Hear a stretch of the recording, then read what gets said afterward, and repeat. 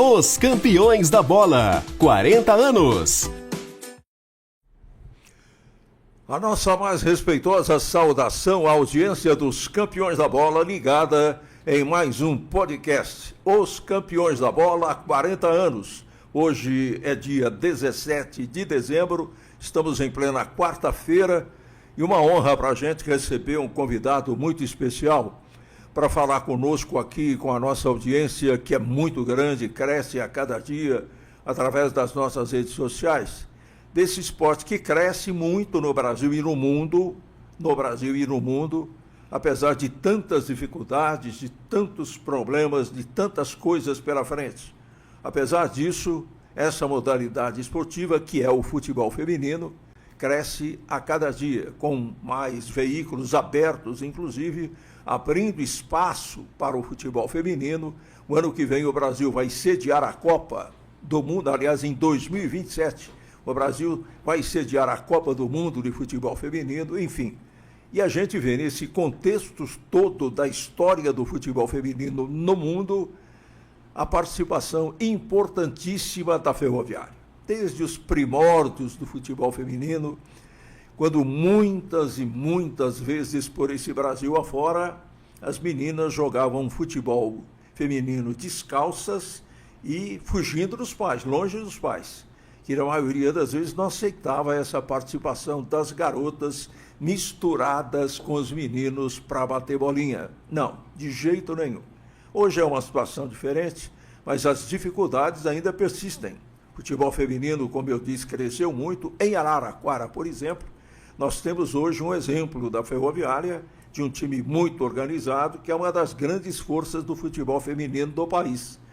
Mas hoje, a gente traz o nosso convidado para falar do presente. É claro que ele continua acompanhando como torcedor, que sempre foi, mas do passado principalmente. Vamos entrar mais uma vez, e eu fico feliz da vida com isso, quando eu posso entrar no túnel do tempo para a gente reviver não só o futebol feminino praticado, mas o futebol feminino organizado, e a quem a gente deve a existência da Ferroviária hoje. São dessas pessoas que nós não podemos esquecer. E um dos objetivos desse podcast é exatamente conversar com essa figura que está aqui em nossos estúdios, que tem uma participação fundamental no futebol feminino, e até hoje torce muito. Isso é que é importante, continua sendo, em todos os sentidos, como seu pai também foi, um grande torcedor da Ferroviária. Hamilton Carlos Soares da Silva. Para os amigos, para todo mundo, é muito mais Hamilton Carlos, né? Hamilton, como eu disse, é uma alegria imensa para nós, dos campeões da bola, recebê-lo aqui em nossos estúdios, na nossa casa, que é a casa também do futebol feminino, que é a sua casa, a casa daqueles que gostam realmente da Ferroviária, fizeram e continuam fazendo parte dessa história maravilhosa. Portanto, sinta-se em casa, você está entre amigos, e muito obrigado pela sua presença conosco aqui. Ô Zé, muito obrigado pelo convite, obrigado a todos que acompanham e também faz parte desse processo. E o Campeões da Bola, um chamado Campeões da Bola é uma obrigação, né? Uma vez que sempre nos apoiou, sempre esteve conosco, no período mais difícil, no período de garimpo, a gente não pode esquecer daqueles que estavam com a gente e fez que o futebol feminino fosse o que é hoje, principalmente no interior de São Paulo, em Araraquara, que é um exemplo no futebol feminino para ser seguido. Agora, Hamilton, a gente tem muita coisa para falar, tem muitas pessoas para serem lembradas, tem o seu trabalho aí, de todos aqueles que estiveram com você para ser ressaltado. Mas vamos, como eu sempre falo, começar do início, né? Do seu nascimento, do seu crescimento, da sua vida escolar, né? Como é que foi tudo isso aí, sob, claro, eu não tenho nenhuma dúvida disso, sob os olhares atentos da família. Eu sou nascido e criado em São Paulo, capital. Eu nasci 22 de novembro de 1963, hoje estou com 62 anos. E toda a minha formação foi esportiva. Meu pai era jogador de futsal e era funcionário público federal e sempre foi voltado ao esporte. Então toda a minha formação escolar e acadêmica foi virada ao esporte. E a vida foi levando a gente para o lado do futebol. Eu comecei desde pequeno, com 6 anos de idade, nas categorias de base do São Paulo Futebol Clube, que antigamente se chamava os Pequeninos do Jockey. Uhum. E a gente subiu até a categoria principal do São Paulo, seguindo Dente de Leite, Dentão, Juvenil C, Juvenil B, Juvenil A, e Expressinho. E depois chegamos a estourar a idade e começar a participar de outras equipes no interior de São Paulo e até mesmo fora de São Paulo. Então sempre foi virado para o esporte, a minha vida sempre foi virada para o esporte e eu tenho muito orgulho disso, porque foi uma formação não só de atleta, mas de pessoa também. Hamilton, a sua formação escolar também foi toda ela em São Paulo, então, né? Foi toda em São Paulo, desde o primeiro ano primário até a faculdade. Eu vim fazer uma faculdade depois de velho, em Ribeirão Preto. Tempo, né? Em Ribeirão Preto, eu vim fazer FAP em administração, para ajudar a minha parte profissional. Agora, e Araraquara na sua vida, na vida da sua família, como é que foi? Araraquara foi uma coisa engraçada. Na época, em 1981, eu estava jogando para o São Caetano, que na época se chamava SAAD, e eu vim emprestado pelo São Paulo. Eu estava jogando e no final desse campeonato de 1900, o Campeonato Paulista, que era da segunda divisão, estava assistindo um jogo meu, o Sebastião Lapola, que posteriormente foi ser técnico da Ferroviária. Em 83, naquela campanha magnífica da Taça de Ouro, né? Exatamente. Então, ele foi parte integrante de eu vir para Araraquara. Quando eu fiquei no SAAD, fui emprestado, fiquei, e chegou uma oportunidade, que ele estava aqui já na Ferroviária, e ele quis que eu viesse para cá. E aí ele me colocou em contato com o presidente da época, que era o Parelli, e eu conversei por telefone, a gente acertou as bases financeiras, e eu vim para cá, para Araraquara, para fazer parte daquele grupo maravilhoso de 82 e 83. Eu me lembro bem que em 82, a Ferroviária garantiu a classificação na Taça de Ouro no Campeonato Paulista. Ganhamos do Juventus lá em São Paulo, foi Exatamente. o último jogo. E aí foi uma festança danada aqui em Araraquara. E depois, né, Hamilton, você pode confirmar isso, foi a classificação da Ferroviária no Campeonato Paulista de 82, que garantiu a vaga da Ferroviária na Taça de Ouro, que foi, naquela ocasião, uma versão daquela época, né, do Campeonato Brasileiro de hoje. Exatamente, correspondia ao Campeonato Brasileiro, existia a Taça de Prata e a Taça de Ouro, e a Ferroviária, pela bela campanha que fez em 82 pelo Campeonato Paulista, foi ranqueada para disputar o Campeonato Brasileiro da primeira divisão na época. E foi um feito daquele grupo maravilhoso, onde tinha vários atletas sensacionais, né? Você pode falar alguma coisa do Lapola? O Lapola era um estudioso. Hoje eu poderia qualificar ele como um dos treinadores que tinha mais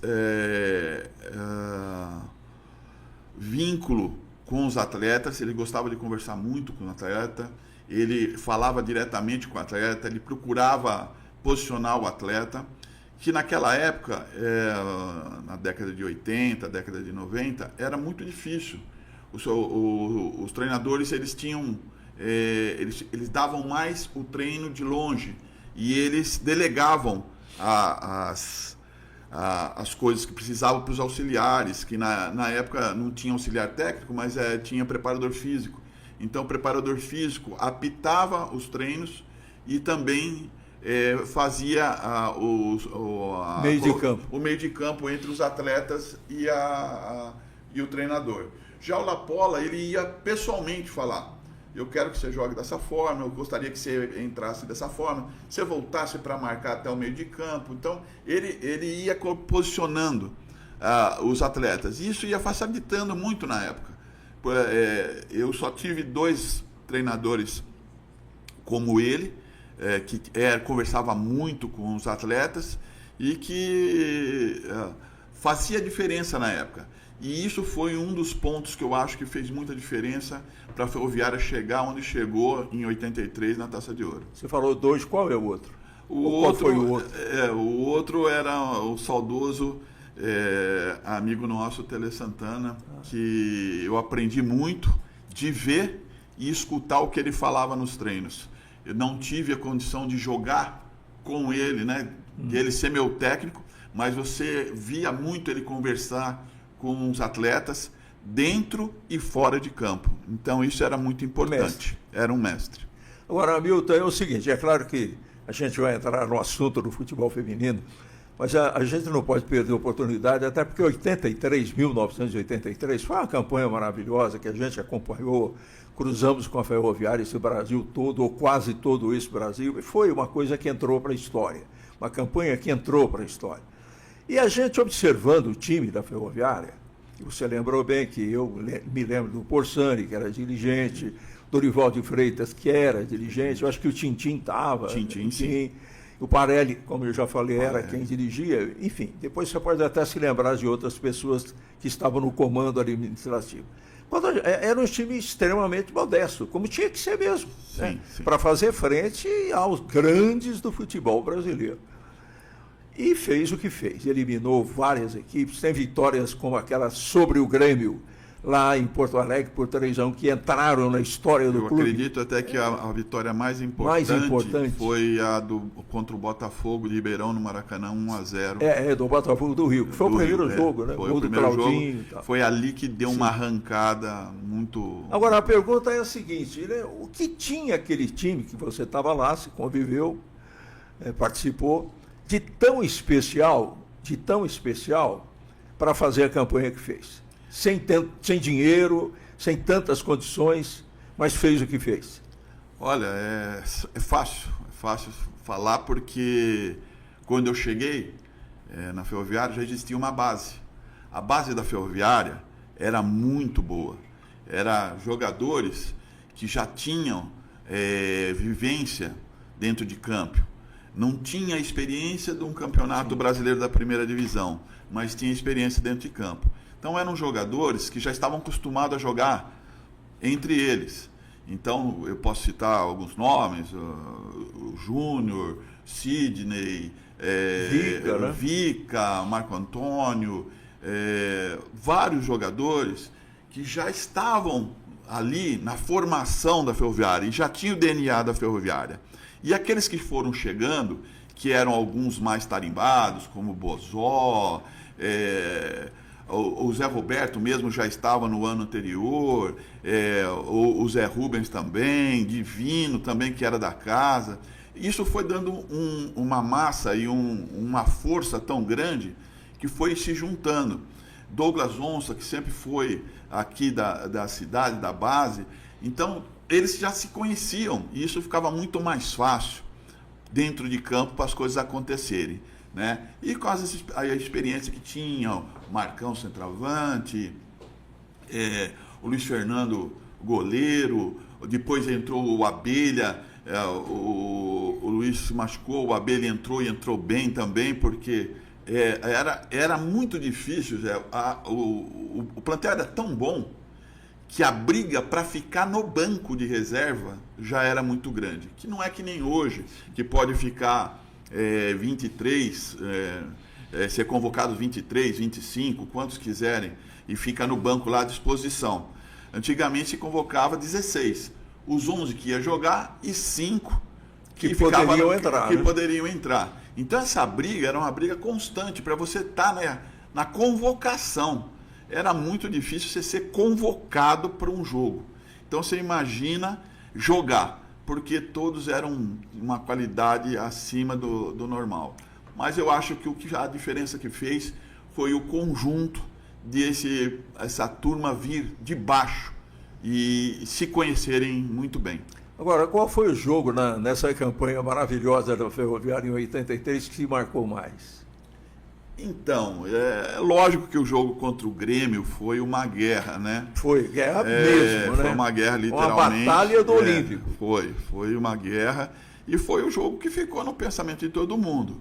Mesmo aqueles que não entraram para jogar, ficaram do lado de fora, que foi o meu caso, mas aquilo virou um caldeirão tão grande que a gente escutava as conversas no hotel, que os caipiras estavam cortando cana e vieram jogar, tal. Isso tudo, naquela época, não tinha internet, Sim. Não tinha telefone, celular, não tinha nada. Então era muito mais difícil chegar, mas chegava com uma força que isso no vestiário se tornou muito forte para a gente. Mas eu acho que é um jogo inesquecível, Ferroviária e Grêmio lá no Estádio Olímpico. Eu me lembro que nesse dia do jogo, e a gente estava lá em Porto Alegre, a gente acompanhou toda a Ferroviária, e ainda não existiam os campeões da bola, nós estávamos na Rádio Cultura, eu, o Adilson, o Wagner, o Zé Conde, enfim, a equipe.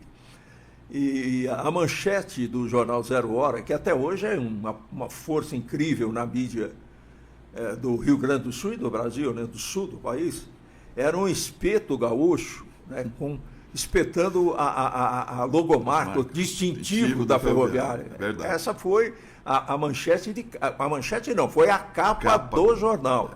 O que expressava bem para os gaúchos lá que o jogo já estava decidido e que o Grêmio iria fazer pura e simplesmente um churrasco da Ferroviária. Exato. A história do jogo mostrou que foi diferente e houve muita confusão também, Hamilton, depois do jogo, né? Na verdade, essa manchete, esse jornal apareceu lá no saguão, no café da manhã, e foi mostrado para todo mundo que estava lá no café da manhã. Olha aí os caras espetando o símbolo da Ferroviária. O que eles pensam da gente. E isso acabou virando, né, para nós uma ofensa moral, porque faltou o respeito ali da imprensa, né, e da torcida. Mas dentro de campo, são 11 contra 11, aí eles viram que não era... Pior é que o Grêmio tinha um timaço que foi campeão do mundo, hein? Timaço, Mazzaropi, De Leon, era um Renato, timaço. Né? Dida, né? E eu acho que quando acabou o primeiro tempo, eles já viram que a coisa estava mais difícil para eles. E aí eles pensaram que no pau ia resolver. Começaram a bater firme, Bozó, capitão. Só que nós tínhamos atrás também o pessoal de peso, né? Pinheirense. O pessoal começou também a distribuir. E aí a coisa ficou pau a pau mesmo. E aí os caras não aceitaram. E aí os caras quiseram pegar, dentro de campo, inclusive, o Pinheirense e tal. E aí a gente se fechou ali e tal. E o resultado todo mundo sabe o que aconteceu. Mas o duro foi para sair do estádio, né? Porque foi difícil para sair e tinha o voo marcado e não saíam e batiam na porta, queriam quebrar. Mas antigamente tinha um negócio de... O estádio estava lotado e a arrecadação, o time que ganhava 60% da arrecadação e o que perdia ganhava 40%. Não é porque era na casa... Sim, independente do local do jogo. Né? Então tinha que esperar a diretoria da Ferroviária a contagem do dinheiro para fazer a separação, para poder liberar a gente. Não tinha Pix, não tinha nada. Não tinha nada disso. Então era uma coisa bem assim. Eu lembro até que tiveram que arrumar uma caixa para botar o dinheiro para trazer para Araraquara, porque era uma coisa assim bem... E tudo sob pressão, né? Nossa, queriam quebrar, porque tinham sido desclassificados, né? Mas isso tudo é uma história gostosa de se contar, porque passou, faz parte da vida da gente, né? E quem estava lá sabe como é que foi. Agora, o Hamilton, conta-se que o Pinheirense entrou no vestiário errado depois do jogo, porque ele, né, pela forma dele jogar, pela personalidade que ele tinha, ele foi um dos mais procurados, um dos mais visados, porque ele dava, na medida que ele apanhava, ele batia. Ele apanhava, ele batia. E parece que ele teria entrado no vestiário errado. Não, eu ouvi isso mesmo ou não? Não, ele não entrou no vestiário errado. Foi o seguinte, quando deu a briga, ele foi expulso e tal, ele entrou no túnel errado. Ah, sim. Tá? Mas quando ele chegou lá, os seguranças começaram a querer bater nele, aí ele saiu correndo e aí entrou no túnel certo. Ele não chegou a entrar no vestiário. Porque ainda bem. Se ele entra no vestiário errado, aí eu acho que aí tinha dado problema. Mas foi o túnel errado que ele entrou. Agora, grandes histórias, né? Grandes feitos e grandes histórias, né, amigo? Isso é para a eternidade, a gente sempre lembra com carinho. E sempre vai ter, assim, boas lembranças, porque era um time que não afinava e era um time muito unido. Todos, não importava se você era mais novo ou mais velho, todos eram considerados do mesmo jeito.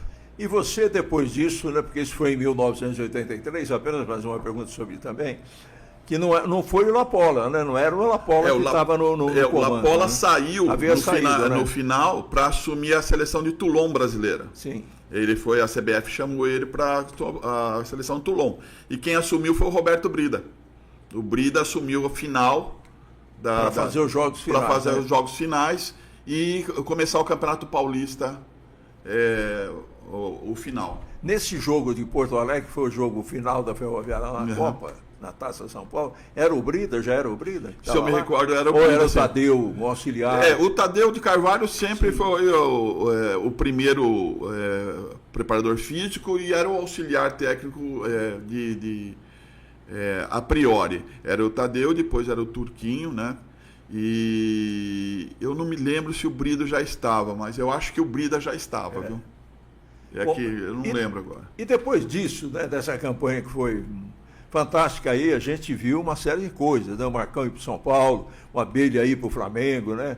Começou aquela pressão de grandes clubes sobre destaques da Ferroviária no Campeonato Brasileiro, que foi a Taça de Ouro. E o que veio em seguida para você depois disso? Para mim abriu bastante o mercado também. Como hoje o Mirassol está acontecendo, aconteceu com a Ferroviária. Sim. A maioria dos jogadores começaram a despontar. O Júnior foi para o Guarani, o Abelha para o Flamengo, o Marcão foi para o São Paulo. Teve vários jogadores que foram para outros times do Norte. E eu fui para o Juventus de São Paulo, né? Que na época eu já tinha algum conhecimento lá e eles quiseram que eu viesse. Então no começo do ano eu ainda me apresentei aqui na Ferroviária, em 84, me apresentei, mas logo em seguida eu fui para o Juventus e disputei o Campeonato Paulista pelo Juventus. E aí eu segui minha carreira em vários clubes. E aí até eu ir para o Paraná. Aí eu fui para o Paraná e joguei em alguns clubes no Paraná. Depois retornei para o estado de São Paulo novamente e fui encerrar minha carreira no Santo André em 1990. 1990. Isso. Foi aí que a bola parou de rolar. Para mim já tinha dado o meu... Seu quinhão, né? O meu quinhão. Agora, alguma contusão levou a isso ou foi uma questão de ponto de vista mesmo? Vou parar, vou cuidar de outra coisa. Eu já estava com algumas coisas encaminhadas, já casado, com uma moça daqui de Araraquara, que eu conheci aqui em Araraquara, e ela tomava conta dos nossos negócios, e eu achei que já era hora de eu também partir para esse lado. E foi assim que a carreira finalizou. Foi 31 de dezembro de 1990. O técnico Coutinho, Santo André. Ele fez 89 e 90 lá. Hamilton, e aí nesse caso de Araraquara, né? Você falou de casamento e de uma relação muito mais responsável. E como é que isso aconteceu e o que ocorreu a partir daí? Porque aí a gente vai chegando perto do futebol feminino. Araraquara, quando eu conheci minha esposa, foi em 82 para 83. A gente foi namorando e ela sabia do meu profissionalismo. E aí a gente resolveu casar em 85. E aí, em 85, aí ela foi embora de Araraquara para me acompanhar nas equipes que eu estava. E aí eu tinha falado para ela que, posteriormente, quando eu parasse de jogar, a gente poderia voltar para Araraquara, que era uma cidade que eu tinha gostado muito e que eu fiz muitas amizades. Sim, sim. E a gente podia fazer a educação dos nossos filhos aqui em Araraquara. E foi o que aconteceu. Eu fiquei até 95 para 96 em São Paulo, com os negócios, e aí em 96 eu resolvi montar um centro esportivo aqui em Araraquara. Antes de entrar nessa questão do play soccer, que é fundamental na história, na sua história e da história do futebol feminino, eu gostaria que, por favor, você falasse da família, né? Porque eu até hoje me lembro muito bem, né, do seu pai, do seu Joaquim. Que figura, que figuraço, que pessoa extraordinária a quem a Ferroviária deve muito. Ele tinha um amor fantástico pela Ferroviária, uma responsabilidade incrível, né, em tudo aquilo que ele fazia, um exemplo de pessoa. Eu não gostaria que a gente encerrasse o programa, é claro que vai ter muito mais papo. Eu não queria mais nem mudar de assunto sem antes abrir esse espaço para você falar da sua família, especificamente dele. Meu pai sempre foi a pessoa que me deu a sustentação para poder seguir a carreira profissional. Mesmo com as dificuldades de estudo, mas ele acompanhava, me levava, acompanhava as equipes, jogos que você não tinha aquele contato como a gente tem hoje de telefone e tal. Quando você via, ele estava no campo assistindo o jogo. Então ele não falava que ia, tal. Então ele saía de São Paulo, muitas vezes com o meu avô, pai dele, vinha junto. Meu avô ficava muito nervoso, eu lembro num jogo aqui contra o Guarani de Campinas, aqui no Campeonato Paulista, meu avô ficou andando, e eu vendo ele andando em volta do Estádio da Fonte, ali na parte do lado de fora, ali, ele andava o tempo todo. Eu falei, nossa, ele vai ter um infarto, porque ver o neto ali jogando e tal. Mas foi assim, fundamental, porque eles acompanharam a minha carreira e sempre me deu muita força em tudo que eu fiz. Em todos os lugares que eu participei, no Paraná, eu jogando no Cascavel, por exemplo, daqui a pouco aparecia ele lá de carro com a minha mãe, eu vim aqui e tal para ver, ou tal, um jogo em Curitiba, daqui a pouco você via ele na arquibancada. Então ele participava realmente, então foi uma pessoa muito importante.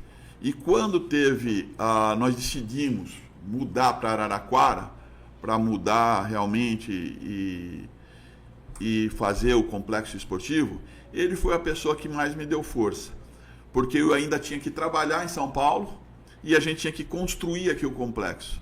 Então ele ficava aqui cuidando da obra, cuidando de tudo, para que eu pudesse trabalhar, para saber que aqui estava tudo bem. Saber que estava tudo bem. E aí foi uma coisa natural, porque eu mudei para cá. Ele, com o tempo, depois de um ano, ele acabou mudando para cá também, porque começou a fazer as amizades, e só amizades boas. Sim. E ele começou a ter uma paixão muito grande pela cidade e pela Ferroviária e por todos ali que cercavam, né? Então ele foi realmente a peça fundamental da família, que deu sustentação e também alicerce para a gente poder seguir. Quando você fala de complexo, você fala de projeto esportivo, você está falando do play soccer? Sim, play soccer. No hiato que eu fiquei de 90 até 95, eu jogava muito assim para empresários de final de semana, na Várzea, no Galo, Super Galo, e eu comecei a conhecer muita gente, e já começou a moda lá em São Paulo dos campos de set, society, de grama sintética. A grama sintética vinha da Europa, não existia no Brasil, nem na América Latina, e começou a ter alguns complexos e eles começaram a montar. E eu comecei a ver isso lá. E aí que surgiu a ideia de montar o complexo aqui, que foi o primeiro campo de grama sintética do interior de São Paulo, homologado pela Federação Paulista de Futebol Society. Isso você tem lembrança do ano disso? 96. 96, 1996. Isso. E o início foi complicado, diferente, meio custoso, como foi? Foi muito complicado, porque como não existia grama sintética aqui, a grama teve que vir de navio da Holanda e atrasou demais. A gente estava com tudo pronto, mas não tinha grama. Que era o essencial. Que era o essencial. Então, devo aí obrigações para amigos que me ajudaram a carregar essa grama no Porto de Santos para trazer para cá e fazer a coisa acontecer aqui. Então foi muito corrido, foi praticamente tudo que eu tinha ganho na parte esportiva foi colocado ali no complexo, né? Então o começo foi muito difícil. E tinha que funcionar, né? Chegou-se a um ponto, né, Milton, que não havia como voltar atrás, né? Não tinha como voltar atrás, era ali envolvido muitas famílias, muita gente que estava envolvido. A parte esportiva amadora de Araraquara e região estavam tudo querendo saber como é que ia ser isso, como é que ia acontecer, como é que fazia, como é que era a grama, porque era uma novidade, né? Sim, exatamente. Era uma novidade, então todo mundo queria saber. E a gente já tinha uma experiência de São Paulo, que já tinha algum tempo lá em São Paulo, mas para o interior a gente não sabia como é que ia se apresentar, porque muita chácara, com campos, muitos clubes, né? Então a gente não sabia como ia se apresentar, mas o resultado foi positivo. Foi um grande desafio, você lembrou bem, porque naquela época nós tínhamos os clubes sociais da cidade, só para citar, né? Araraquarense, 22 de agosto, Clube Náutico e muitos campos, né? Muitos campos pelas chácaras como existem até hoje, inclusive passados tantos anos ainda os campos continuam. A atividade esportiva de bater bola, de beach shop, não sei o que mais, é uma loucura. Araraquara tem uma prática esportiva no fim de semana maluca, né? Completamente doida, né? Verdade. E tanta gente que participa, né, Milton? É verdade. Então, e o que a gente estava querendo trazer de diferente era a grama sintética. Sim. E horários alternativos. Então, porque o que acontecia? As chácaras tinham os horários que eram mais finais de semana, tal. Então não abraçava, por exemplo, os garçons, os alunos de faculdade, não abraçava o pessoal que trabalhava final de semana, médicos, tal. Então a gente começou a pegar classes e horários alternativos que fazia o pessoal alugar a quadra e ter um complexo bom central, né, que era na Avenida 36, e poder jogar sua bola semanalmente. Agora, Milton, olha como as coisas são interessantes, curiosas, né? Hoje, passados tantos anos, ainda tem essa discussão de grama natural e de grama sintética. Tanto é que a própria CBF precisou entrar no meio aí, né? Porque havia uma discussão danada, né? Principalmente entre o Flamengo e o Palmeiras, né? Com o Flamengo, e estou falando de hoje e agora, com o Flamengo dizendo que os jogadores se machucam muito e lançando indiretas naturalmente para o Palmeiras, e a Leila, que não sabe fechar a boca, ela fala, não, o dia que vocês estiverem no estádio de vocês colocam a grama que vocês quiserem. Então, você vê como eu fico imaginando a curiosidade daquela época no interior aqui em Araraquara, porque até hoje é um assunto que provoca discussão. Imagina onde você foi se meter, né? Na verdade é uma coisa que era nova, mas a gente sabia dos torneios e dos campeonatos que tinham em São Paulo, e era uma coisa que era o futuro, e a gente sabia disso. Mas não tinha naquela época a tecnologia que tem hoje, né? Para você ter uma ideia, a base era de areia. Então o atrito era muito maior, então você tinha um atrito maior nos joelhos, nos tornozelos, tal, naquela época.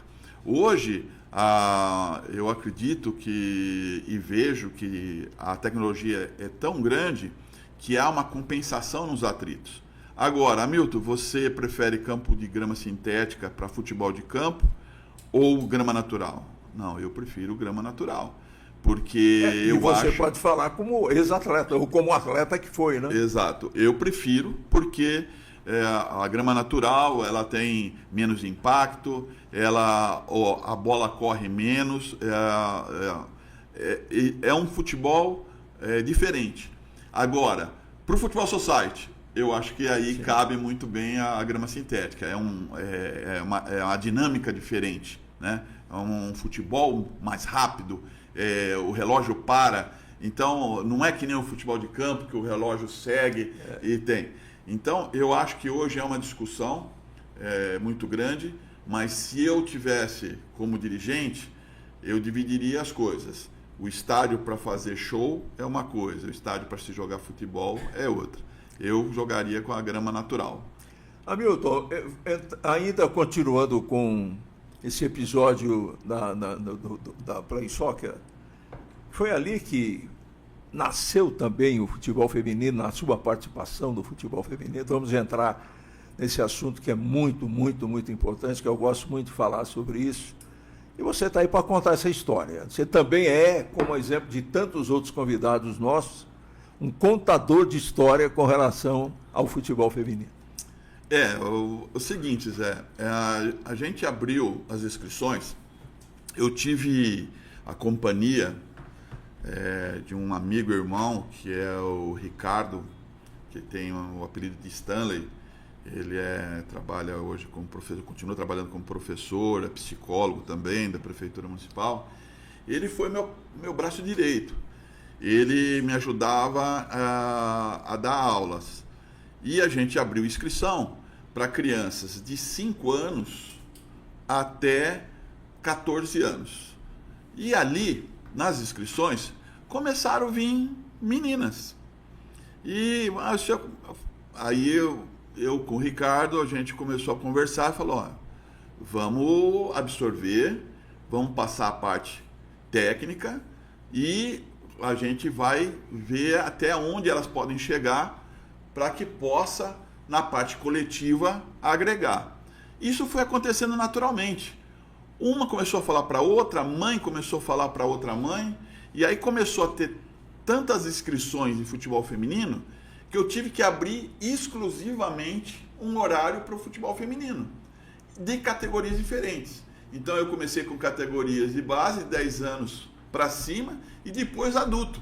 Então foi uma coisa natural, mas que a gente via no esporte de Araraquara uma deficiência muito grande, que não se jogava nos clubes, Sim. não se jogava nos jogos abertos, não tinha futebol feminino, nos jogos do interior faltava o futebol feminino e estava a curiosidade muito grande, as meninas querendo jogar. E aí nós abraçamos a causa e resolvemos montar uma equipe de futebol feminino para fazer demonstração. E aí a gente jogava no Clube Náutico, a gente jogava no Clube Araraquarense, jogamos no 22 de agosto, a gente jogava em clubes fora de Araraquara, em Botucatu, Jaú. A gente começou a jogar como uma equipe amadora de Araraquara para incentivar outras meninas da região. Isso começou a vir convites de várias cidades para jogar. Inclusive, na antiga Federação Paulista de Futebol Feminino, que existia uma federação que era fora da Federação Paulista Masculina, específica feminina. Eles que vieram aqui em Araraquara, me procuraram e falaram se a gente não queria se federar para montar uma equipe e entraria para disputar. Nós vimos custo e tudo mais, procuramos alguns empresários para ajudar, tivemos alguns empresários na época que ajudaram, que até hoje eu agradeço muito, muitos até que não queriam aparecer, porque não sabia, era uma incógnita. Era uma interrogação. Era uma interrogação, não queriam aparecer, mas muitos seguiram com a gente e a gente disputou o primeiro campeonato paulista. Fomos bem, na medida do possível, saímos na primeira fase, mas a gente deu o pontapé inicial, que aí foi de vento em popa. E aí começou a ter o interesse. Aí o próprio governo instituiu nos Jogos Abertos do Interior o futebol feminino. Aí Araraquara precisava de uma equipe de futebol feminino. Na época, o diretor da Ferroviária, da Fundesporte, o secretário da Fundesporte, era do governo, se eu não me engano, do Massafera, eu não lembro agora. Era o Jarbas? Era o Jarbas. Jarbas Barbosa. Doutor Jarbas. Ele me procurou, doutor Jarbas, falou: Hamilton, você tem condição de colocar uma... quase sediaria, como sediou os Jogos Abertos. Mas isso foi antes, sim. Foi em Franca, nos Jogos de Franca. Você tem condição de atender a gente e tal, e representar a quadra? Eu falei: tem despesa. Ele falou: não, vamos ajeitar isso daí e vamos participar. E aí foi a primeira participação oficial de uma equipe de Araraquara de futebol feminino nos Jogos Abertos. E aí foi sequência. Agora, você se lembra, por exemplo, desse princípio, né? E todo começo é muito difícil, né? Como você acabou de explicar. É claro que por esse processo muitas meninas passaram. E algumas, inclusive, claro, se tornaram craques do futebol feminino, ajudaram também nessa história do nosso futebol feminino lá atrás, nesses primórdios aí, nos primeiros chutes, vamos assim dizer. Você tem lembrança de algumas aí para a gente registrar aqui? Tem bastante meninas que seguiram a carreira, né? Andréa Rosa foi até para a seleção brasileira, jogou no exterior. Ela começou nas categorias de base lá da Play Soccer e seguiu. A Vanessa, que hoje, se eu não me engano, ainda continua como preparadora de goleira da Ferroviária. A Jaque, várias. Se eu for citar nome aqui, eu posso esquecer algumas. A Michele, jogava na zaga. Teve várias jogadoras que seguiram, mesmo depois da minha saída do futebol feminino. Isso, elas continuaram. Por favor, desculpe. Quando você saiu? Eu saí em 2004, quando houve a mudança da prefeitura municipal aqui. Aí houve várias mudanças, secretariado, aí acharam por bem montar uma equipe para Ferroviária, só Ferroviária, tirar Play Soccer, tal, e aí a gente separou, e aí a Ferroviária seguiu. Agora, Hamilton, você toca num ponto importante. Essa separação, esse rompimento, foi discutido, foi analisado, ou foi de cima para baixo, te deixou assim alguma amargura, algum tipo de ressentimento pela falta de reconhecimento em relação àquilo que você já havia feito? Não, eu acho que é uma transição normal, sabe? Vai crescendo as coisas. Eu sou amigo de todos que participaram lá na Fundesporte, na prefeitura. Sempre agradeço todos, porque houve o pessoal conseguia ceder campo, ceder ônibus para a gente poder fazer as viagens, a prefeitura cedia, empresários faziam lanches para a gente ter o lanche. Então, foi um processo normal. É óbvio que quando a coisa já estava encaminhada, 2002 para frente, a coisa já tinha patrocínio. Sim. A gente já tinha conseguido um patrocinador, que era uma marca de cerveja que veio para Araraquara. Então eu consegui remunerar algumas meninas que moravam fora. A gente conseguiu montar uma sede para elas morarem. Então nós montamos um alojamento, colocamos uma cozinheira. Então a gente conseguiu estruturar melhor. Se desse sequência, a coisa ia crescer muito mais rápida. Mas houve uma ruptura que, se na época se achou necessário, por problemas também financeiros, políticos e tal, que eu não me envolvo nisso, porque eu tenho amizade com todos, mas eu não fiquei magoado. Sendo que sempre quando se fala de futebol feminino, citam meu nome, citam a Play Soccer, então eu sou muito grato por isso. Eu sei que há o reconhecimento. Eu gostaria de ter participado mais, né? Porque quando realmente as coisas aconteceram, eu queria estar ali dentro também. É evidente, nada mais justo. Né? Nada mais justo. Certo. Mas a gente sabe que é um processo natural, a gente vai envelhecendo também, vai tendo outros objetivos e as coisas foram se separando naturalmente. Mas eu nunca deixei de apoiar, de acompanhar, de conversar com algumas meninas, treinadores que começaram no futebol feminino, Douglas Onça mesmo, o Léo, que está aí. Sim, hoje né? ele é uma pessoa que desde o começo ele tem essa identidade. Tem, né? essa identidade. Foi uma aquisição muito boa ele ter voltado para a Ferroviária. Então, e outros que passaram também. Eu acho que tudo agregou e tudo levou. E tem alguns que lembram mais e outros que lembram menos da gente, mas é importante que a gente está com o nome ali guardado. E é por isso que você está aqui hoje também, né? Como uma homenagem nossa a você, aqueles que o ajudaram muito, né? Naquela época, porque sem aquela época não haveria, né? Sem esse passado, não é questão de viver do passado, né? Eu estou longe disso. Longe. Você tem que preservar o passado para servir como exemplo, inclusive, porque quem não valoriza o passado, embora não possa viver do passado, quem não valoriza não tem presente, e quem não tem presente nem futuro terá, né? Então é por isso que a gente também trouxe você aqui, porque tudo isso fica gravado nesse documentário de 40 anos dos Campeões da Bola, para registrar tudo isso que foi feito, né? Porque hoje a gente vê a Ferroviária disputando, a Ferroviária ganhou praticamente todos os torneios que disputou, né? Só da Libertadores 2 títulos, o que é muito importante. Nós fizemos recentemente aí a final da Copa do Brasil com o Palmeiras, fizemos semifinais do Campeonato Paulista, então é uma história muito bonita, né? A gente vê e ouve muitos elogios ao futebol feminino da Ferroviária, mas não teria esse futebol feminino não fosse esse passado aí, que carregar pedra não era fácil, né?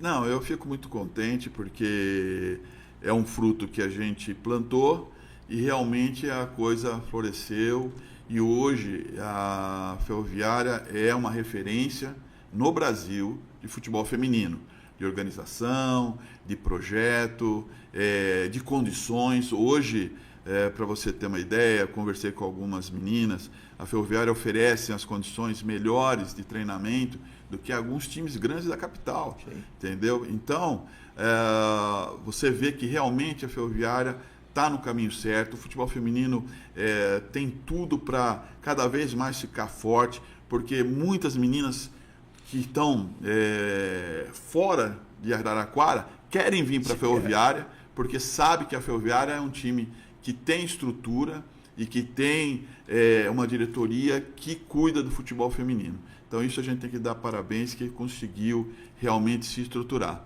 Mas não esquecendo desse pessoal de trás.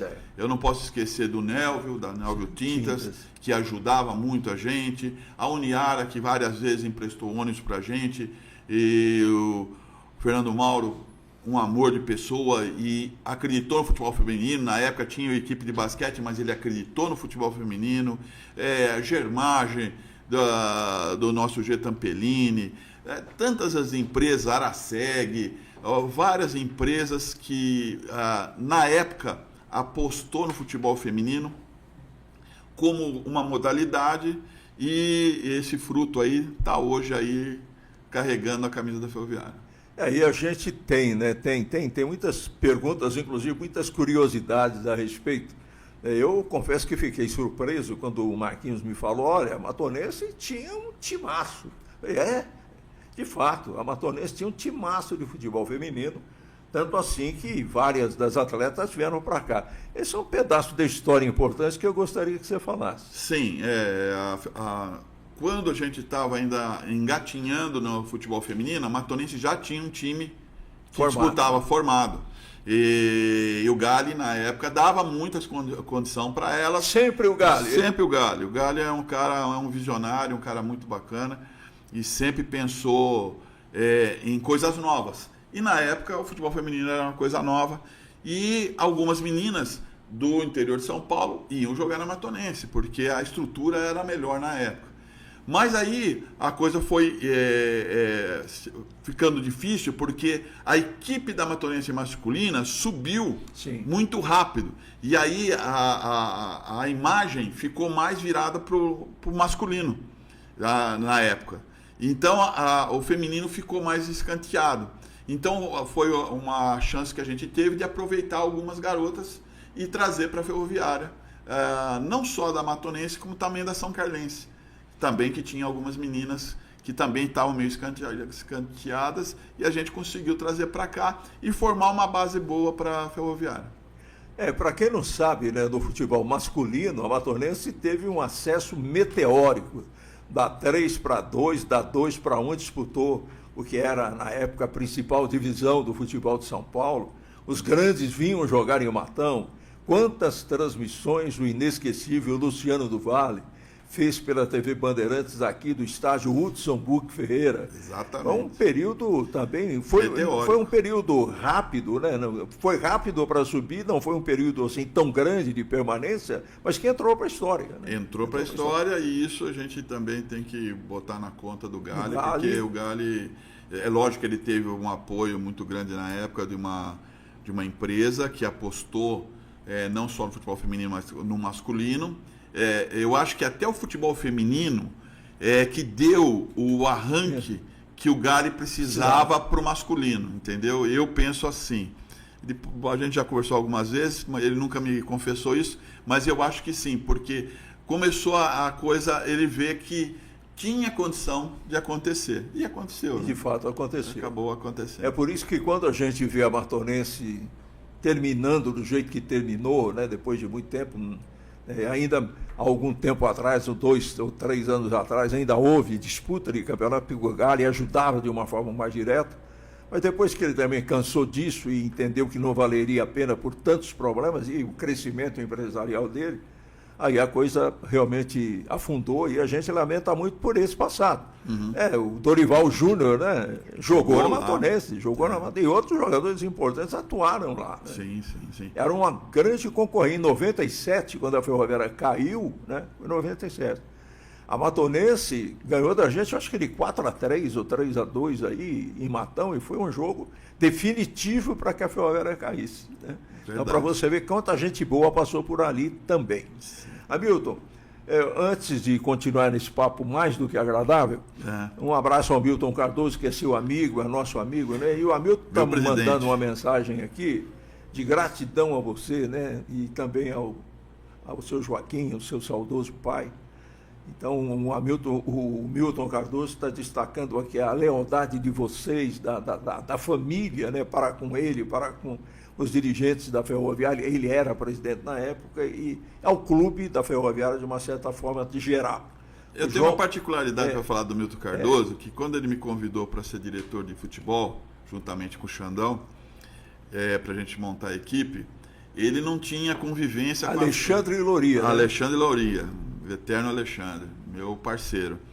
Ele não tinha a frequência de ir na Federação Paulista. Então, toda vez que tinha que ir na Federação Paulista, eu tinha que ir com ele.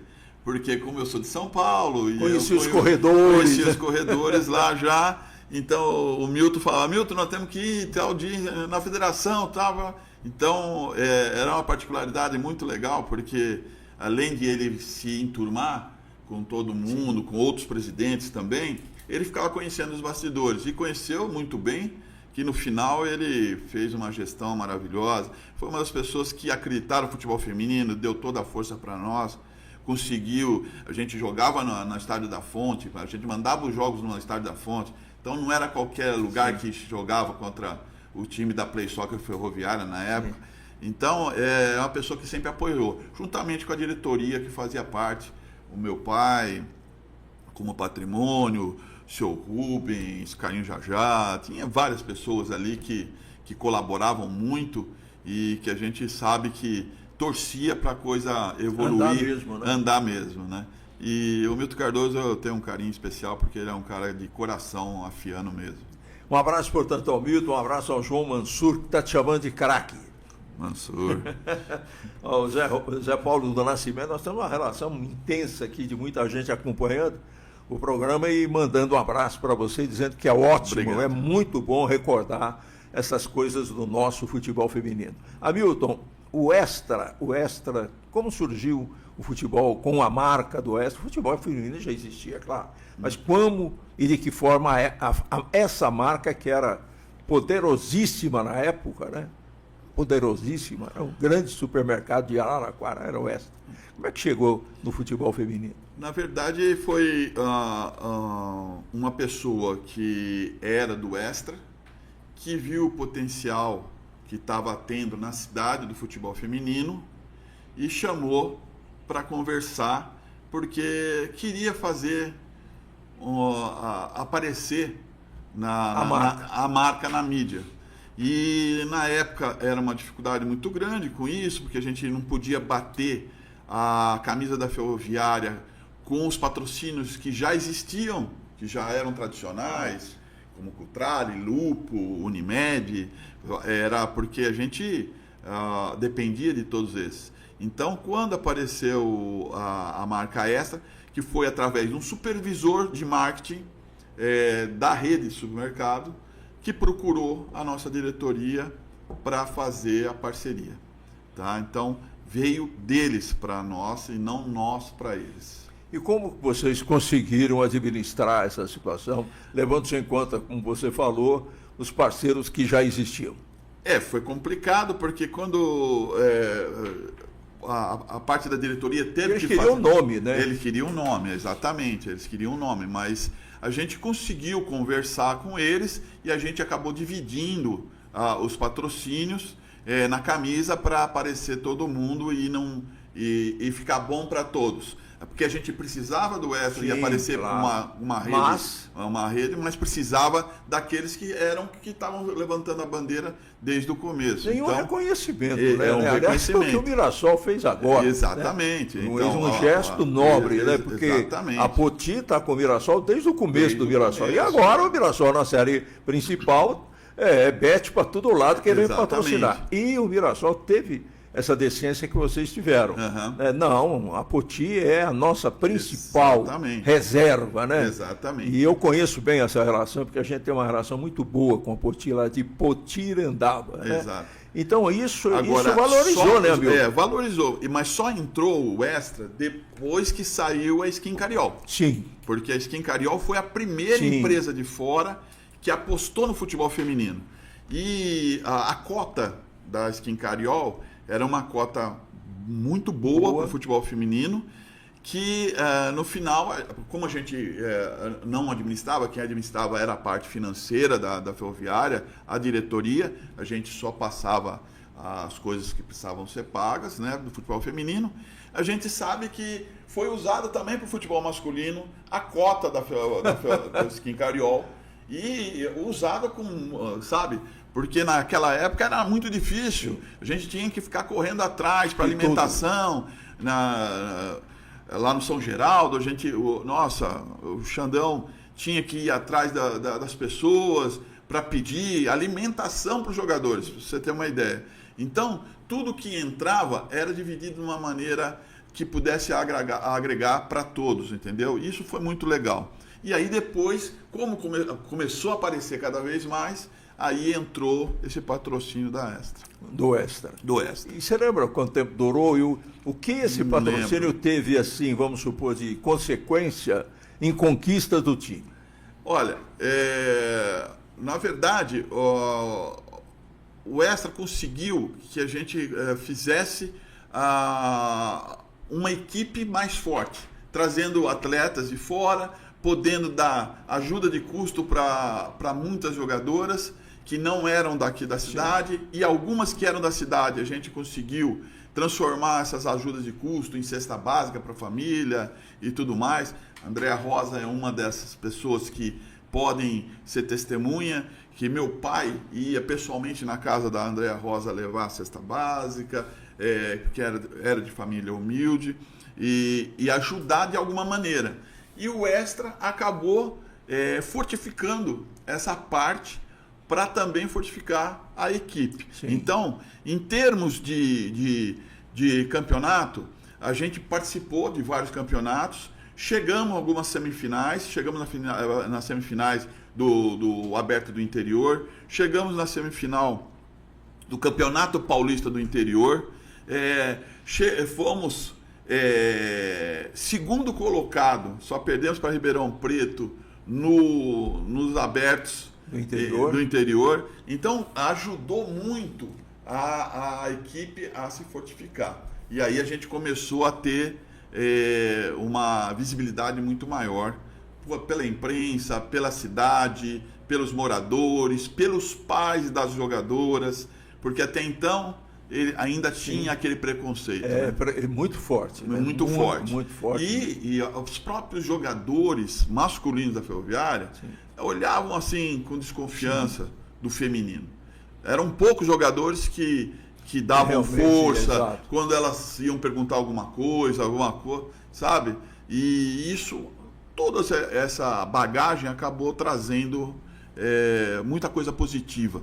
E essas empresas que acreditaram no futebol feminino, o resultado está aí. Todas elas tiveram um percentual, um quinhão da história, mas foi muito importante. Agora, nessa época do Extra, o técnico era o Fernando Paulilo? Fernando Paulilo. Era o Fernando Paulilo que estava. E na preparação física, se eu não me engano, era o Ricardinho, se eu não me engano. Ricardo Moreira.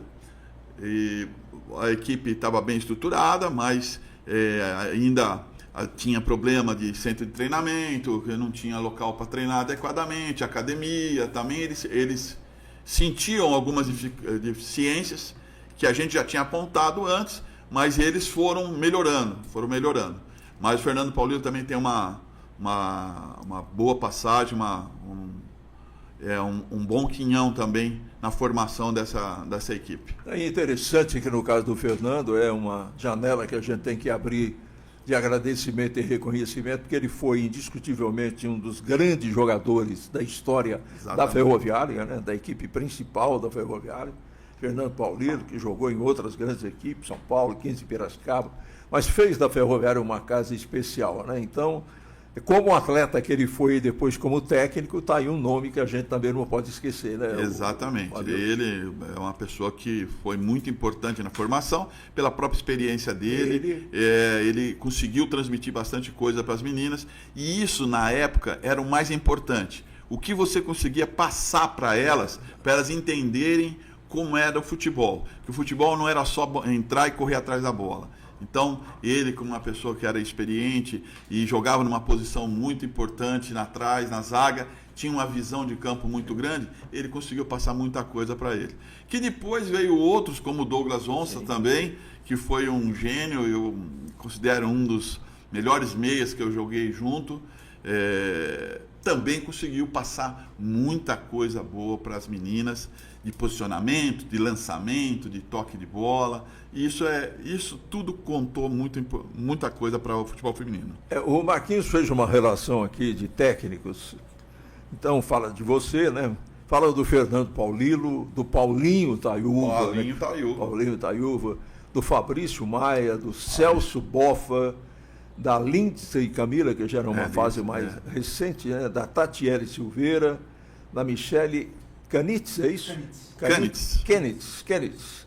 Da Jéssica de Lima, bem recente, né? Do Douglas Onça, do João Batista. Né? Então, esses nomes estão relacionados aqui, mas tem um nome que eu vou mencionar agora, e que não foi técnico, mas trabalhou, né? Trabalhou assim na área administrativa, e eu vou lembrar o nome dele daqui a pouquinho.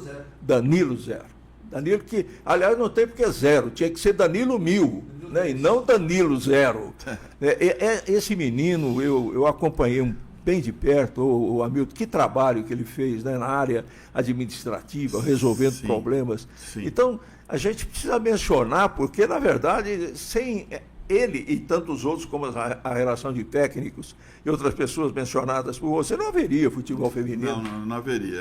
Aí, dos que você citou, os nomes dos treinadores, eu tive algumas participações, que nem o Fabrício, a gente conversou bastante coisa, depois ele foi trabalhar na CBF. Sim.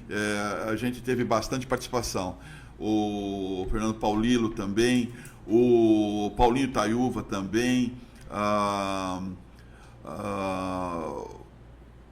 o Danilo, ele era uma pessoa totalmente, como é que eu posso explicar? Essencial. Sim. Porque ele era uma pessoa que deixava toda a retaguarda do futebol feminino preparada. Então era uma pessoa que muita gente não sabia quem era, ninguém não se tocava o nome dele, não se falava, mas ele nos bastidores é uma pessoa que trabalhou muito para o futebol feminino, entendeu? E quem acompanhou sabe do grande caráter dele e do grande trabalho que ele fez aí. Para todos esses que você citou aí, ele sempre estava, de alguma maneira, colaborando na parte administrativa, e que é muito importante. Muito humilde, né? Muito humilde, como outros. O Paulinho Taiuva, nossa, que figura, né? Sensacional. O Fabrício eu já conhecia. As irmãs do Fabrício foram minhas alunas. Elas jogaram futebol feminino. Então o Fabrício já tinha uma iniciação que quando ele estava como profissional ainda jogando, as irmãs dele estavam jogando na Play Soccer. Então a gente já tinha uma ligação assim, muito grande da mãe dele e tudo mais. Hamilton, a gente tem fotos, né? A gente tem várias fotos aí. Eu vou pedir para o Marcelo e para o Marquinhos irem colocando as fotos e você, por favor, vai explicando, porque são fotos antigas, né, que você teve a gentileza de enviar para a gente, né? Então, dentro do possível, nós estamos aproveitando e você fique à vontade para explicar para quem está nos assistindo. Aí essa foto já é na Play Soccer, já no início de 97, no ano letivo, onde a gente já estava com a categoria adulto, porque tinha uma categoria abaixo, que era a categoria de formação, mas essa era a categoria adulto. E o professor Stanley e o Ricardo Leonardi comandava para mim toda a preparação física e me ajudava na parte técnica, fundamentos e tudo mais. E a gente já tinha um plantel que já era promissor. Michele, Vanessa, você vê, já eram aí. Em 97 já tinha gente aí muito boa, Jaque, e tinha uma menina que chama Tatiana, depois vocês vão ver mais para frente aí, que essa menina era prodígio. Aí foi um torneio, a gente tinha muita amizade com o segundo no Náutico, e o segundo Ungari, né? Ele é uma pessoa especial, sim. É uma pessoa que ajudou muito o futebol feminino em Araraquara e região, porque ele conseguia trazer as associadas do Clube Náutico para ver como é que era o futebol. Então ele chamava as associadas e a gente fazia um bate-bola com elas e a gente participava dos torneiozinhos lá internos do Clube Náutico. E aí meu pai acompanhava, o professor Ricardo Leonardi, e já era uma mescla da equipe de base e a equipe já principal. Isso. Aí como já era de praxe, a gente acabou ganhando o torneio e as meninas ganharam Guaraná, né? Porque não podia tomar cerveja, ganharam Guaraná. Aí foi a primeiro cartão da Federação Paulista de Futebol da Andréa Rosa. Isso é histórico, isso é histórico. Isso daí ela não tem, eu tenho alguns cartões ainda, eu guardei o dela, isso foi em ano 2000, vocês podem ver, já era Fundi Play Ferroviária, onde a gente já estava disputando o Campeonato Paulista, já estava disputando os Jogos Abertos, e aí ela já despontava com uma jogadora diferenciada. Então ela tem essa recordação aí, que foi o primeiro registro na Federação Paulista de Futebol.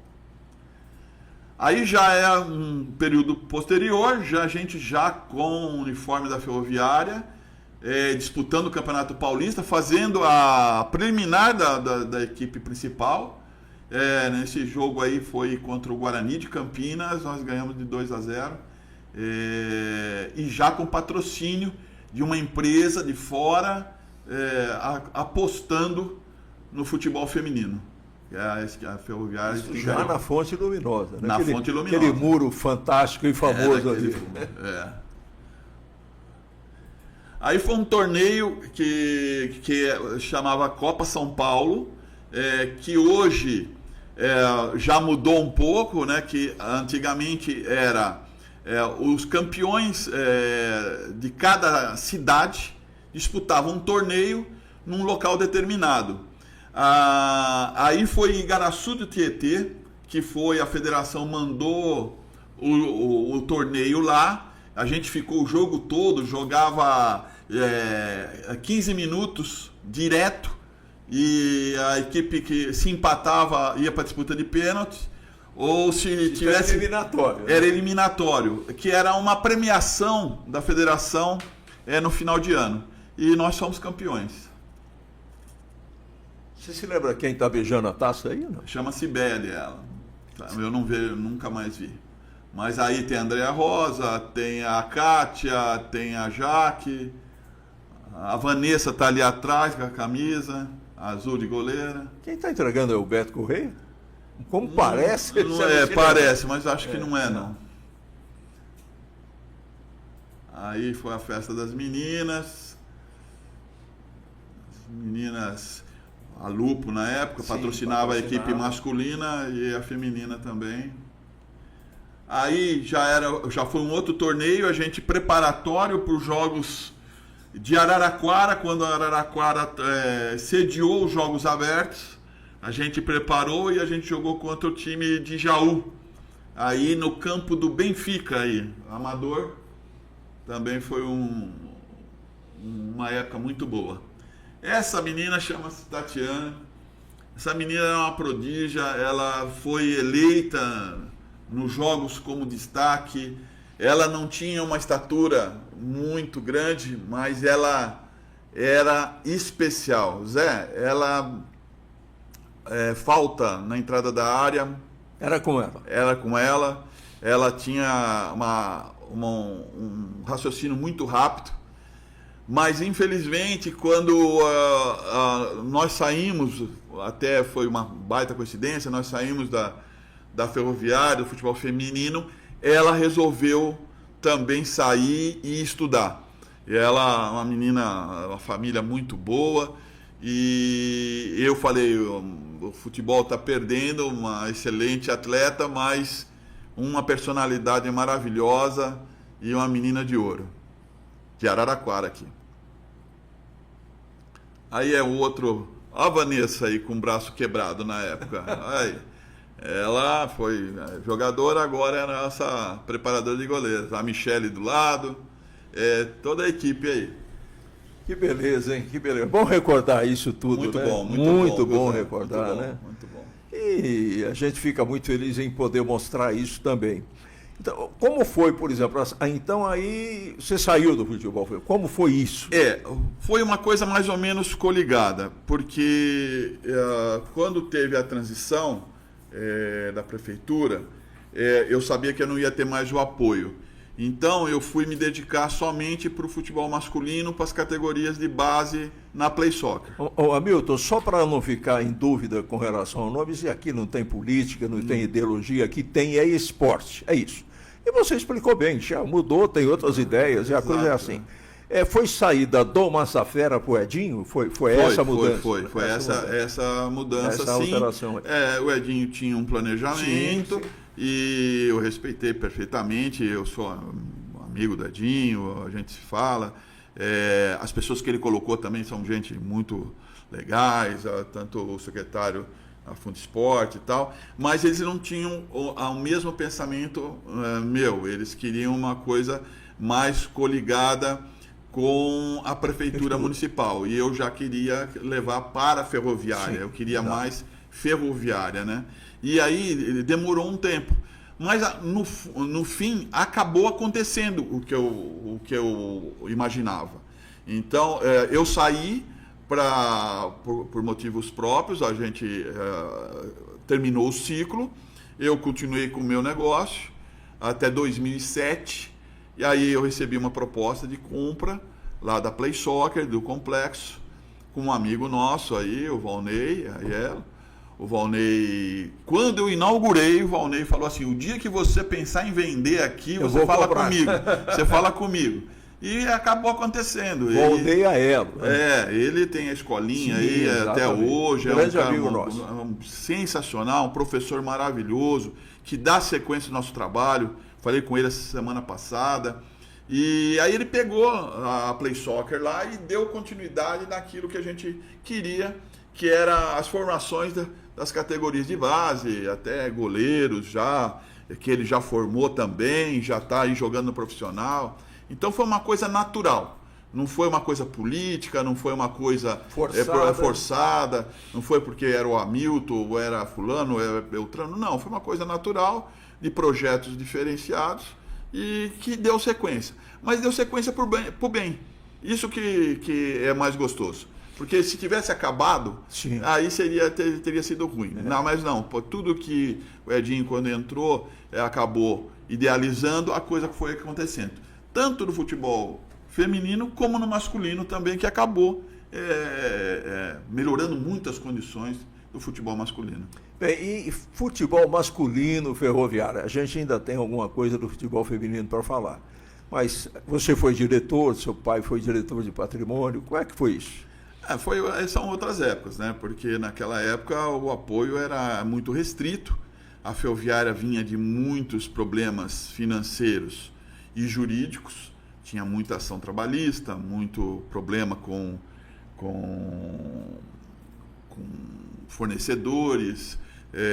Então, a administração da Ferroviária tudo que se ganhava praticamente era consumido porque existia a Ferroviária, o futebol e o clube da Ferroviária. Então, tinha que se administrar os dois, né? E quando eu entrei com o Milton Cardoso, ele viu o tamanho que era das dificuldades. Então, são épocas que a gente tinha que vender o almoço para comprar a janta. Quando conseguia, né? Quando conseguia. A gente vivia de doações, via com o chapéu na mão, e a gente procurava jogadores que se identificavam com a Ferroviária, com a história, querendo jogar na Ferroviária, e não muitas vezes porque era o melhor da posição, tal. A gente tinha que convencer o cara que ele ia jogar na Ferroviária, que ele ia ganhar pouco, mas ele ia jogar na Ferroviária e usar a camisa da Ferroviária. Então foi uma fase muito difícil de administração, que por sinal hoje eu vejo que o Milton fez, e toda a diretoria fez milagre. Até mesmo os parceiros, porque para manter um estádio como o da Fonte não era fácil, gramado, era doação, aí entra meu pai na parada, que ia e tentava fazer o máximo possível, porque tinha que ter a aprovação da federação para poder disputar o campeonato. Hoje nós temos uma arena aí de primeiro mundo, então hoje é totalmente diferente. Só que falta um pouco, o meu modo de pensar, falta um pouco ainda do coração. Sim. Falta aquela gente lá no dia a dia que se identifique realmente com a Ferroviária. Como era? A gente tinha muita gente assim e não tinha recurso. Hoje a gente tem recurso, mas falta gente assim identificada. Com algumas exceções, eu tenho alguns amigos que estão lá, que trabalham bastante pela Ferroviária, e eu sei da seriedade deles, mas falta mais gente. Por exemplo, que nem fazia eu e fazia o Xandão, a gente ia junto no ônibus da Ferroviária com os atletas, a gente dormia junto, a gente ia no treino, se eu não ia, ele ia, se ele não ia, eu ia, a gente participava, conversava com a comissão técnica. Hoje a profissionalização deixou distante essa parte emocional e tão necessária. Eu vi esse ano a Ferroviária cair para a Série C sem necessidade. Eu achei que a Ferroviária, faltando uns 8 jogos para acabar o campeonato, com totais condições de chegar ainda mais em cima. Uma situação bem mais tranquila. E eu acho que faltou muita conversa, faltou muito diálogo, faltou chamar algumas lideranças no grupo. Isso falta.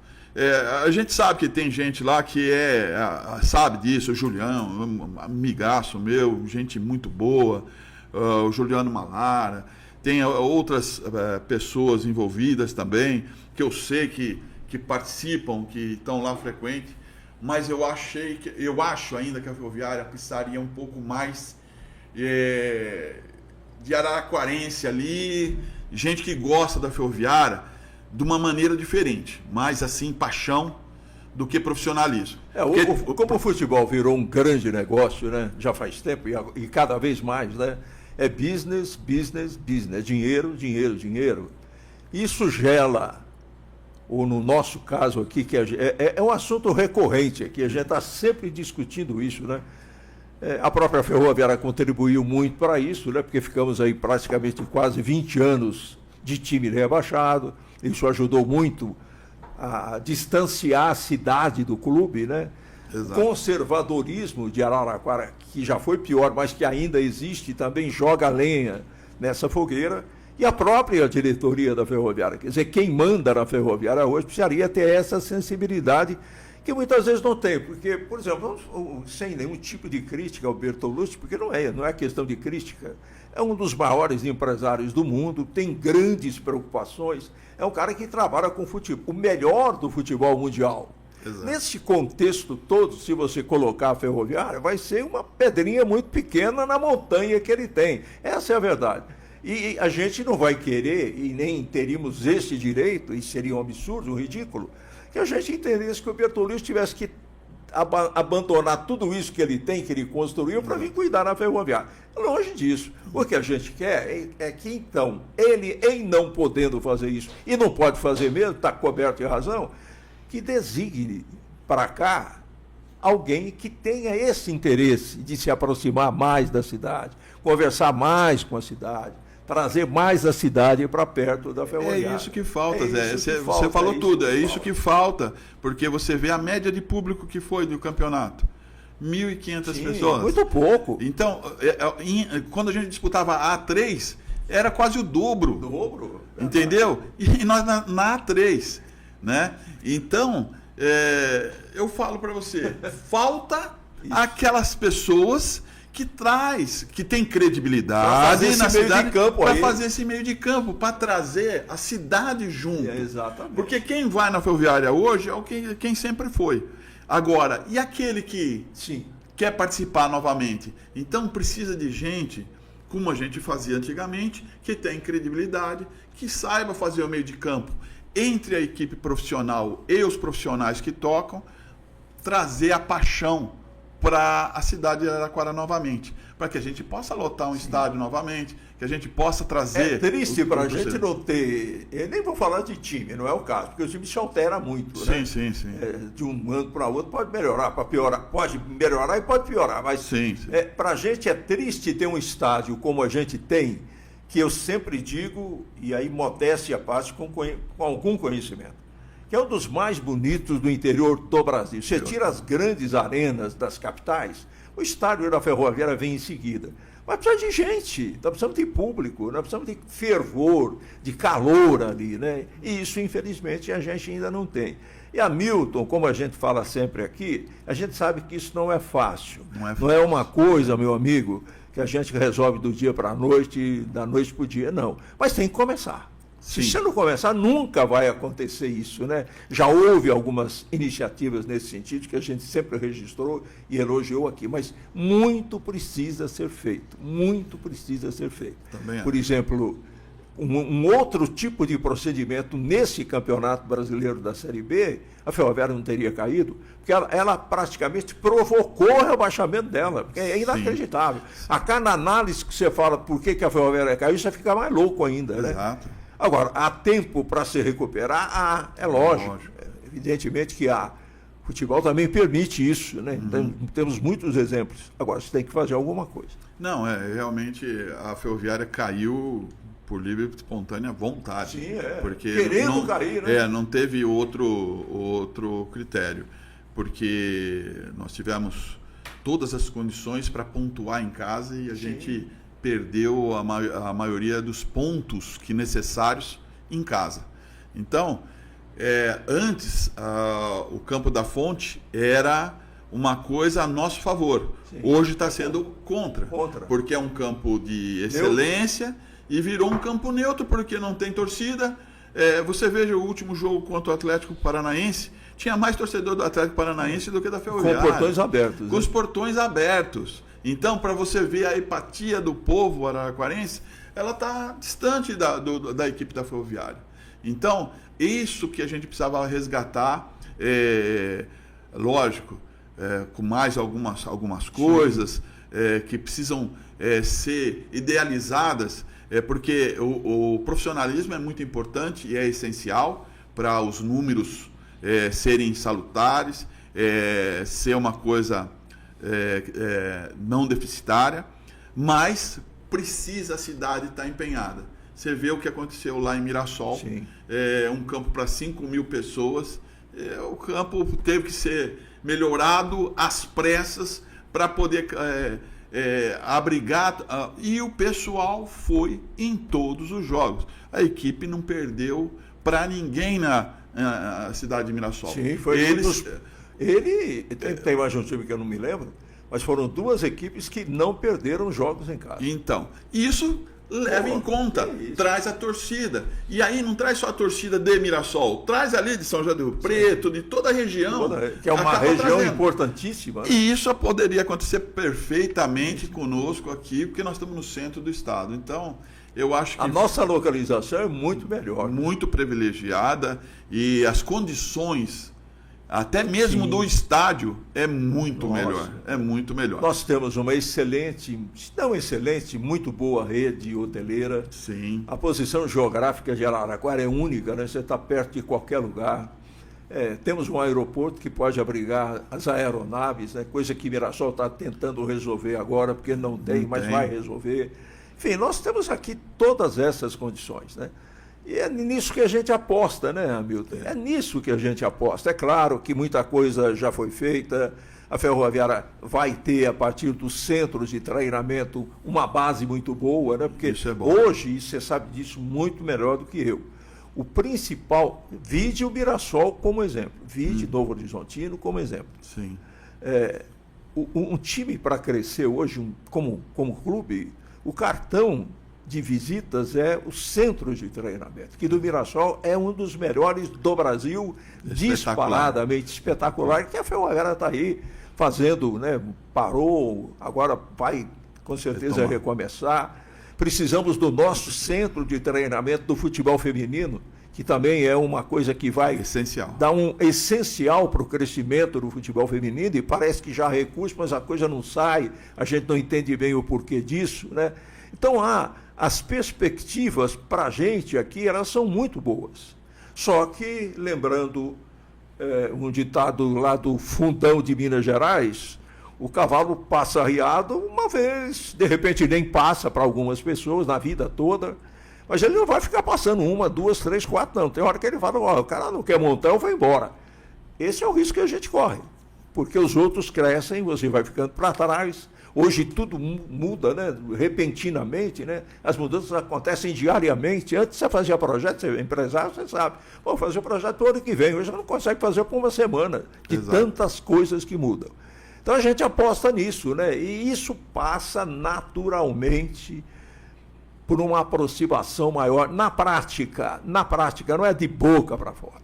Na prática, de quem comanda a Ferroviária com todo o dinheiro que possa ter, porque o dinheiro ajuda, mas não resolve tudo. Se resolvesse, a Ferroviária estava na Série A pelo dinheiro que tem. Exato. Agora, esse sentimento, né? E nós não podemos perder o torcedor jovem, que é o risco que a gente corre também, né, amigo? Exatamente. Você falou certinho, o meu pensamento é esse também. Nós precisamos resgatar o amor do torcedor da Ferroviária com a equipe. A representação do nome Ferroviária, do distintivo, da camisa Ferroviária, é muito grande no Brasil inteiro. Aonde você vai e veste a camisa Ferroviária, todo mundo reconhece. Agora, nós deixamos um pouco de lado isso daí.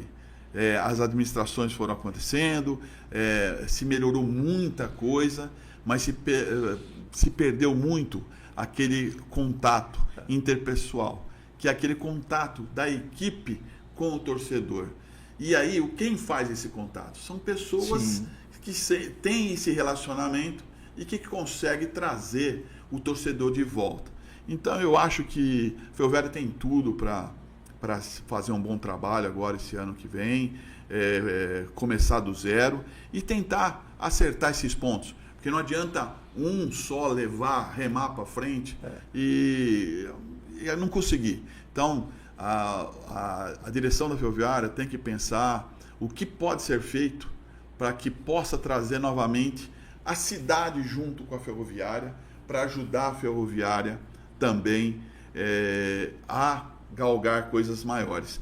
Como o futebol feminino. Você vê que o futebol feminino hoje joga de segunda-feira e tem o mesmo público que tem o futebol masculino no domingo. E é muito mais comentado nas ruas da cidade. Exatamente. Está toda hora na mídia, toda hora aparecendo nos programas esportivos.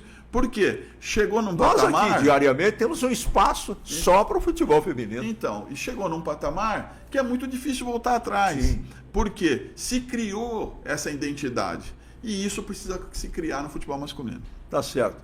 Não basta só dinheiro e não basta só um time de futebol. No caso da Ferroviária Principal masculina, há uma necessidade de uma dose muito grande de sensibilidade, de bom senso, de sentimento, de coração, porque, como eu sempre falo orgulhosamente, desses 75 anos da Ferroviária, eu particularmente acompanho há 50, né? 50 já é uma marca considerável, né? A nossa equipe tem 40 anos acompanhando a Ferroviária, então a gente pode, ainda que modestamente, falar de alguns exemplos dessa história maravilhosa da Ferroviária. Mas antes de encerrar, Milton, eu gostaria de voltar ao futebol feminino para que você externasse também o seu ponto de vista sobre o momento do futebol feminino brasileiro de uma forma geral, porque temos jogadoras na seleção, a base da seleção brasileira também já recebeu jogadoras da Ferroviária, vem aí em 2027 a Copa do Mundo, e a nossa Ferroviária, que também está começando aí a temporada do ano que vem sob o comando do Léo. Olha, eu só tenho que enaltecer o trabalho que vem sendo feito no futebol feminino da Ferroviária. Eu acho que foi um acerto muito grande trazer o Léo novamente, que é um menino da cidade, um menino que conhece tudo dentro da Ferroviária, sabe das dificuldades que a gente passou, sabe como conseguir tirar dessas meninas potencial. Então, eu acho que foi um acerto muito grande da diretoria e acho também, e tenho certeza que a Ferroviária vai continuar por muito tempo ainda aparecendo e pintando nos melhores campeonatos do Brasil, da América Latina e do mundo, porque já existem projetos para o Mundial Feminino, e o Mundial Feminino, nos mesmos modos que foi o Mundial Masculino... De 2014, né? Pode acontecer muita coisa importante para a Ferroviária.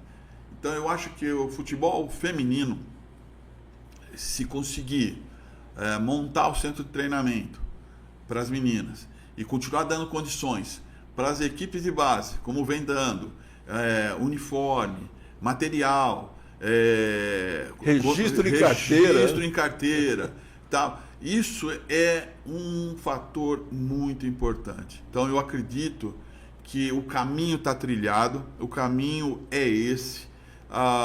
O futebol feminino tem muito a crescer ainda e eu tenho certeza que nós vamos ter algumas novidades aí para 2027, porque muita jogadora boa eu vi nas categorias de base, no sub-20 e tal, muita gente boa da Ferroviária despontando aí, nós vamos ter muitas condições de chegar aí forte aí para o Campeonato Mundial. Agora, Milton, para fechar, É interessante que o futebol feminino ainda enfrenta preconceito, racismo, né? O esporte, de uma forma geral, não é só o futebol feminino. Mas quando se trata de mulheres, o problema é maior ainda, por causa de machismo, por causa de uma ignorância, parece que não tem fim. Mas o que eu quero abordar é o seguinte: hoje há grandes forças do futebol brasileiro, e é uma diferença que eu vou tentar explicar com relação ao Ferroviário. Há grandes forças, porque hoje os clubes são obrigados a montar uma equipe de futebol feminino, a FIFA exige já dinheiro, mais recursos, mas tem que montar. O caso do próprio Mirassol. Exatamente. Que tem que jogar a Libertadores, mas tem que ter um futebol feminino e vai por aí afora. Então há uma obrigatoriedade de se fazer isso, né? Algumas coisas, alguns times dão certo, né? O Palmeiras, por exemplo, fazendo grandes investimentos, e alguns que não dão. Mas qual que é a diferença em relação ao Ferroviário? A Ferroviária não precisou disso, dessa faca no pescoço. Tem que montar, não. A nossa história é completamente diferente. Exato. É uma história que nos honra muito, né? Vem lá do passado. Ninguém precisou encostar a faca no pescoço. Tem que ter por causa de dinheiro. Não. O nosso nascimento, a nossa sobrevivência, ela tem marcas diferentes. Isso não deixa de ser também alguma coisa que nos orgulha muito, né?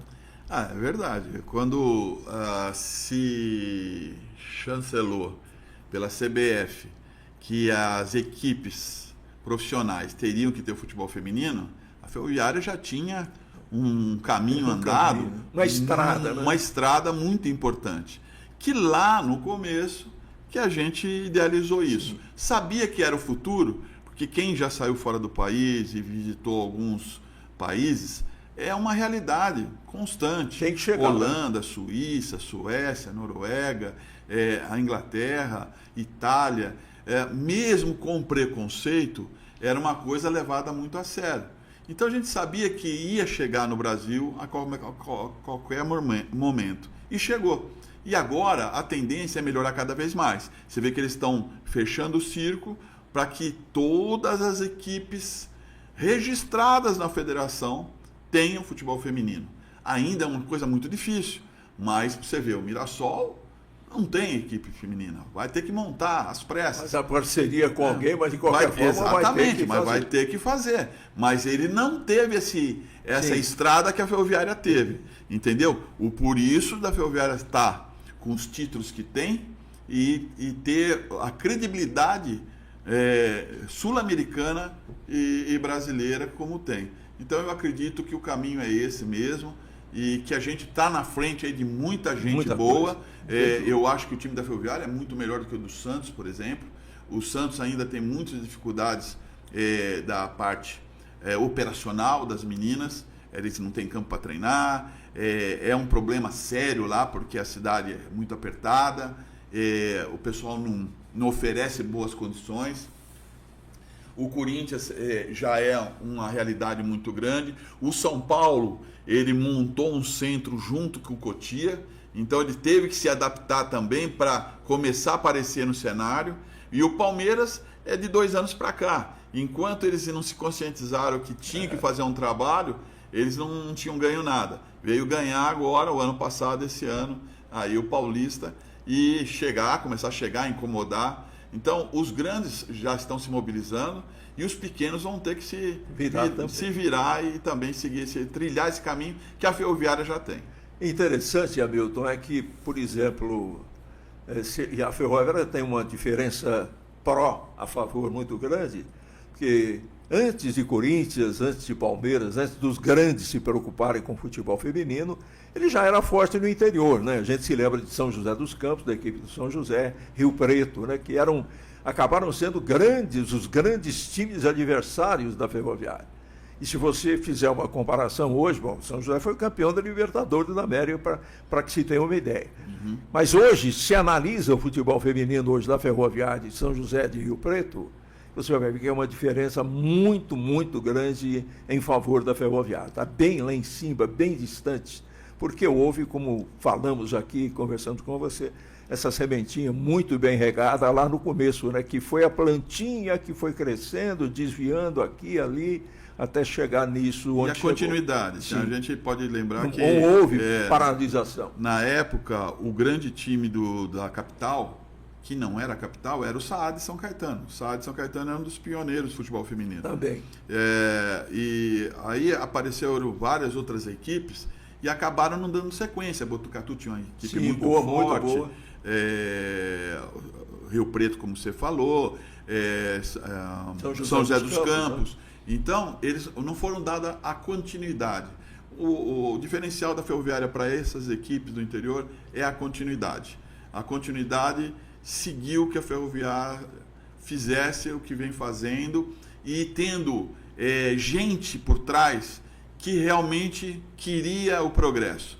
A participação de todos esses treinadores, dos presidentes que vieram, de diretorias, deram uma continuidade para o futebol feminino estar onde está.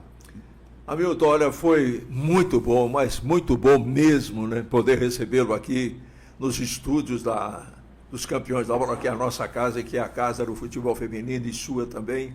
Foi muito bom falar de detalhes da história. Eu adoro muito esse assunto, eu sou fissurado nessa questão de túnel do tempo, né? E você trouxe memórias extraordinárias da Ferroviária, de uma forma geral, e do futebol feminino em particular. Você nos honrou muito, acrescentou muito para a programação esportiva dos Campeões da Bola. Um grande abraço. Em memória, eu homenageio o seu pai, de quem era um grande amigo e um grande admirador. O seu Joaquim foi um exemplo de pessoa. Então, muito obrigado, um abraço à sua família, que, na verdade, é sempre o sustentáculo maior que a gente tem. Muito obrigado por tudo, repito, e a gente vai voltar a se falar outras vezes, com certeza. Zé, só tenho que agradecer o convite, estou à disposição sempre que precisar, para debater, para lembrar, para falar de história e também para ajudar no que for possível. A gente tem aí um carinho muito grande pela Ferroviária, afinal, eu sou casado há 42 anos, 42 anos que eu vivo Ferroviária, então já é uma história consolidada. Tantas pessoas, tantas amizades que a gente fez no futebol e principalmente aqui em Araraquara. Só tenho a agradecer a todos vocês, o carinho e pelo convite. Estou sempre à disposição. Tá? Muito obrigado. Muito obrigado, Marcelo Irafuso, Marquinhos Chiochini, que nos ajudou muito aqui também. Nosso abraço reconhecido a você que nos acompanhou ou vai continuar acompanhando, porque daqui a pouco a matéria sobe para o YouTube, né? E a gente agradece muito pela audiência. Na próxima sexta-feira estaremos de volta aqui para receber mais um convidado especial que tem livros sobre a Ferroviária. A Ferroviária vai continuar sendo um assunto muito, muito importante. O doutor Marcelo Cirino, que é médico, estará conosco aqui para participar dessa conversa, desse bate-papo e falar muito da Ferroviária. Muito obrigado pela audiência, que Deus proteja a todos e a todas. Tchau, gente.